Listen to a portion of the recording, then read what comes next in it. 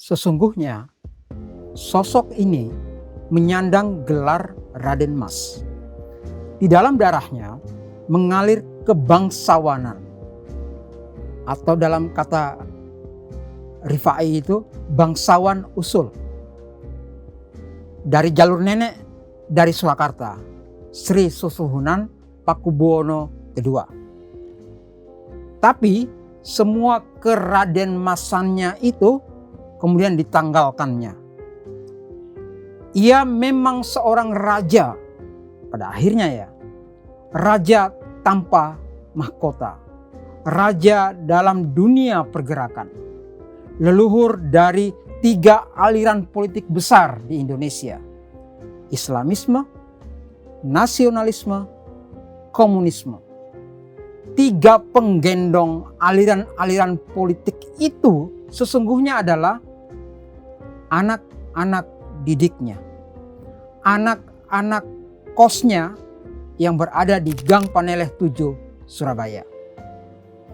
Saya Muhyiddin M. Dahlan mengajak kalian semua mengulik bapak kos dari anak-anak cemerlang kayak Soekarno, Semaun, Muso, Alimin, Kartosuwiryo, Abi Kusno, dan lain-lain ini.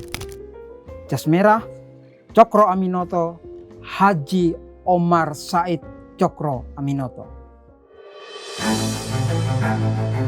Adalah pertama-tama dan pada tahap utamanya membangun jiwa bangsa.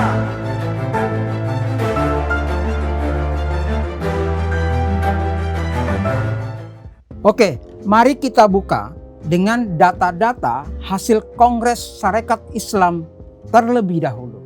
Tahun 1912, anggota SI jumlahnya 60.000 orang. Tahun 1914, ini tahun keduanya ya, kedua, anggota SI berjumlah 400.000 orang, naik. 1916, anggota Sarekat Islam berjumlah, ini enggak kira-kira nih 100% lebih, 860.000 orang, naik 100%. Tapi 1917 turun dikit, anggotanya berjumlah 825.000 orang. 1918 anggota SI turun lumayan drastis ya, 450.000 orang. Tetapi lihat tahun 1919 anggota SI berjumlah 2.500.000 orang. Naiknya berapa persen itu? Oke, sampai di situ dulu datanya. Saya sebetulnya hanya ingin bilang Sarekat Islam itu adalah pergerakan terbesar yang misi utamanya Zelfbester, menciptakan pemerintahan sendiri. Karena sangat besar adalah kata sifat, maka saya nggak mau make. Cukup data anggota SI itu menjadi pembandingnya apa yang dimaksud dengan sangat besar. Dan di organisasi massa sebesar Sarekat Islam inilah dipimpin oleh Cokro Aminoto. Jelas ini bukan perahu kecil. Ini adalah kapal armada yang nantinya leluhur pergerakan kemerdekaan Republik selalu terkait dengan Sarekat Islam. Selalu terkait dengan Cokro Aminoto. Kehadiran Sarekat Islam ini langsung membuat pucat Budi Utomo.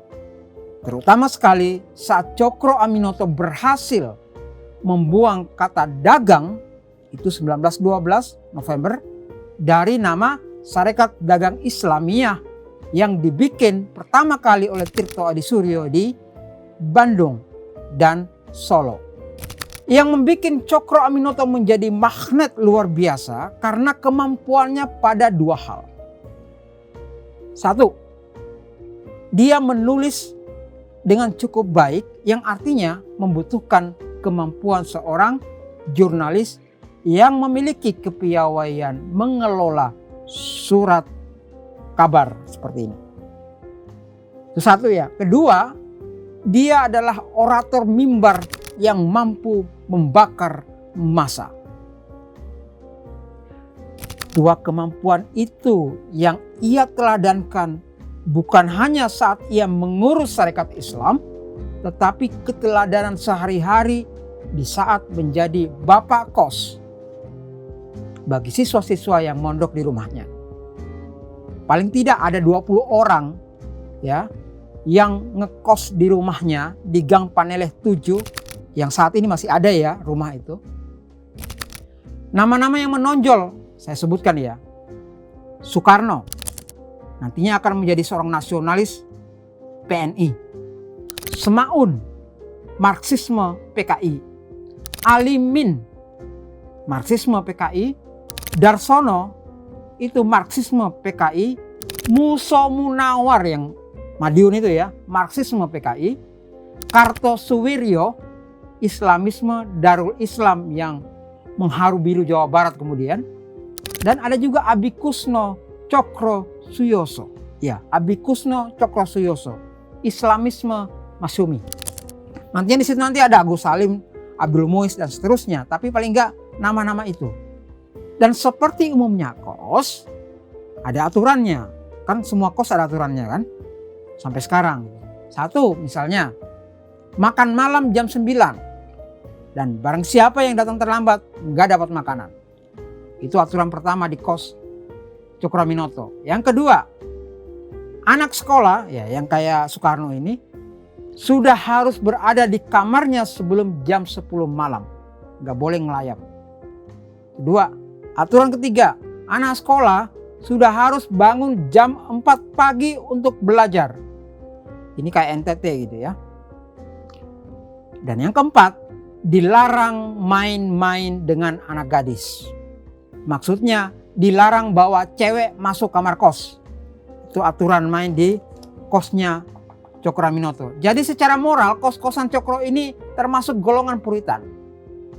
Jadi bukan kos bebas atau kos apa yang kalian biasa kenal itu istilah Las Vegas. Inti gemblengan Cokro sebagai bapak kos dari jenis kos Puritan dan sekaligus ketua Sarekat Islam adalah seperti saya katakan tadi, harus lihai dalam menulis. Itu diteladankannya dengan serius. Dia sendiri serius membangun institusi pers bernama Utusan Hindia. Masih ingat kan kata-kata terkenal Cokro yang terkait dengan soal menulis dan berorasi. Jika, kata dia ya, ingin menjadi pemimpin besar, harus punya kemampuan menulis seperti seorang jurnalis dan harus punya kemampuan bicara di muka umum seperti layaknya orator. Dan kelak semua anak bawang yang ngekos di Paneleh mengikuti jalan dari quote Cokroaminoto itu. Menjadi jurnalis, menjadi orator, dan menjadi pemimpin pergerakan. Cokro punya karisma di atas podium karena memang ia seorang aktor. Dia adalah aktor wayang orang keliling. Nah, tokoh yang paling dikaguminya dan kerap dipertontonkannya adalah tokoh Hanoman, putra Batara Guru yang berpostur seperti seperti kera. Dan lawan tanding utama Hanoman adalah Raja Dasamuka atau Rahwana. Pengen tahu bagaimana Cokro melihat sosok Dasamuka ini? Cokro mengibaratkan Dasamuka ini adalah simbol kapitalisme. Dengan menjadi Hanoman, ia ingin sekali ngepatahin tulang belulangnya kapitalisme itu. Loh, kok bisa Cokro punya pandangan seperti itu? Disinilah pentingnya buat teman-teman sekalian, Anda semua membaca ulang secara perlahan-lahan sekali lagi kalau sudah membaca buku penting dari Cokroaminoto berjudul Islam dan Sosialisme. Itu terbit Pertama kali tahun berapa ya? 24. Jadi 2 tahun sebelum peristiwa pemberontakan PKI atas Hindia Belanda.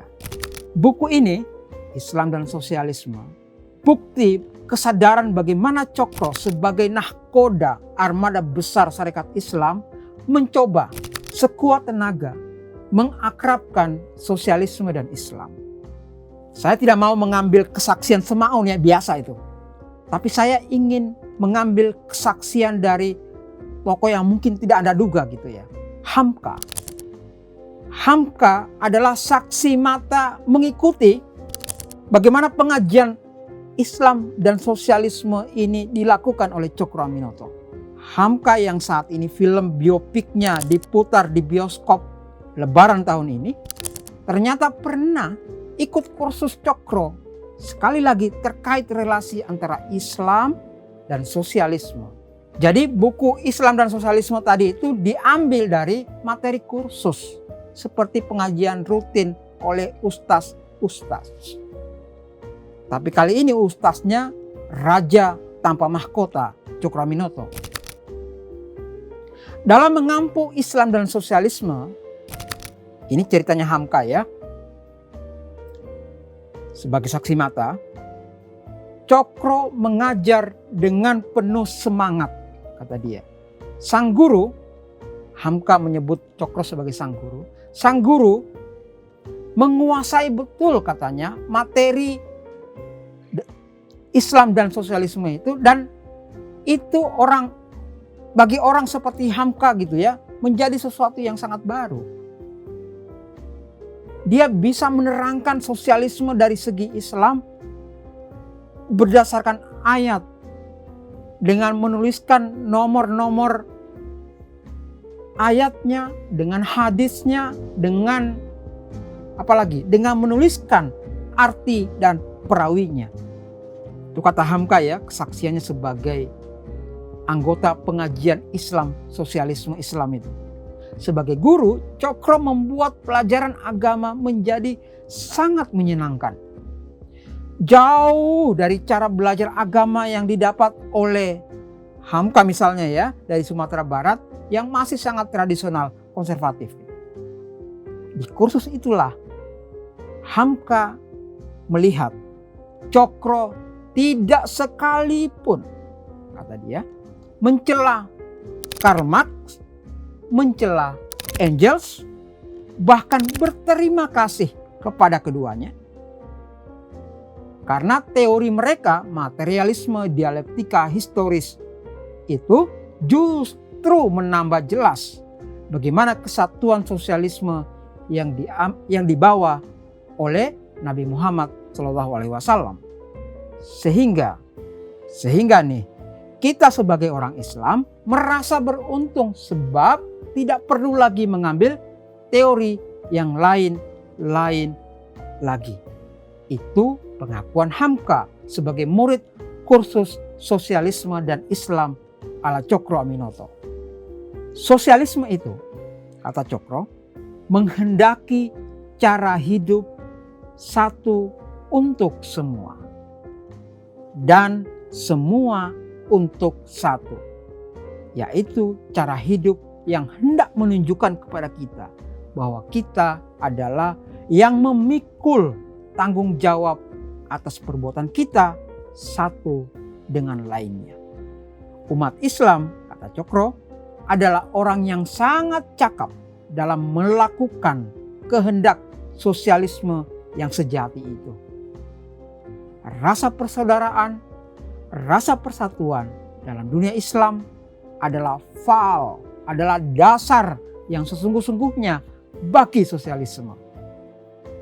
Tidak akan pernah mati, bahkan akan selalu bertambah-tambah dalam hati umat Islam. Itu ceramahnya Cokro ya, bukan saya. Itulah sebabnya jika teman-teman mengikuti gerakan buruh di Indonesia, jangan pernah lupakan Sarekat Islam. Jangan pernah abaikan atau coret peranannya. Sarekat Islam yang dipimpin Cokro, yang dipandu sosialisme Islam itulah